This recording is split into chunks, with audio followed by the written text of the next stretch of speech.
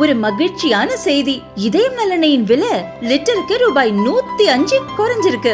September 2023ல 1 litre இதயம் நலனையின் அதிகபட்ச விலை ரூபாய் 503. ஆனா இப்ப 1 லிட்டர் இதயம் நலனையின் விலை ரூபாய் 398 மட்டும்தான் தமிழ்நாட்டுல.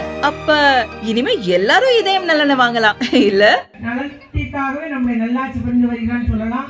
மகளிர் உரிமை தொகையா இருந்தாலும் சரி, கல்லூரி படிக்கும் மாணவிகளுக்கு புதுமை பெண் திட்டம், கல்லூரி படிக்கும் மாணவர்களுக்கு தமிழ் புதல்வன் திட்டம், அதுபோல உப்பள தொழிலாளருக்கான தனி நலவாரியம், உப்பள தொழிலாளருக்காக மழைக்கால நிவாரணம் வந்துச்சு. எல்லாத்துக்கும் இந்த மாசம் மழைக்கால நிவாரணம் வந்துச்சு. 5000 வந்திருக்குள்ள வங்கியில. அந்த மாதிரி அதெல்லாம் உங்களுடைய நீண்ட நாள் கோரிக்கை இன்னைக்கு முதலமைச்சர் ஆன உடனே தளபதியார் நிறைவேற்றி வந்திருக்காரு. என்ன செஞ்சாலும் ஏழை எளிய மக்களுக்கு நலம் தரக்கூடிய திட்டங்களை தான் நான் நிறைவேற்றுவேன் என்ற ஒரு உன்னத நோக்கில் நம்ம முதலமைச்சர்கள் ஆட்சி புரிந்து வருகிறார்கள். தரமான கல்வி கொடுக்கணும். நம்முடைய பகுதி இளைஞர்களுக்காக நம்முடைய ஊர்ல டைட்டில் பார்க் அமைச்சிருக்காங்க. மீன் பாஸ் ஒரு நிறுவனம் விரைவில் உற்பத்தி தொடங்க போகுது. ஆகவே அதெல்லாம் யாருக்கு வாய்ப்பு கிடைக்கிறா? படிச்ச இளைஞர்களுக்கு வேலை வாய்ப்பு கிடைக்கும்.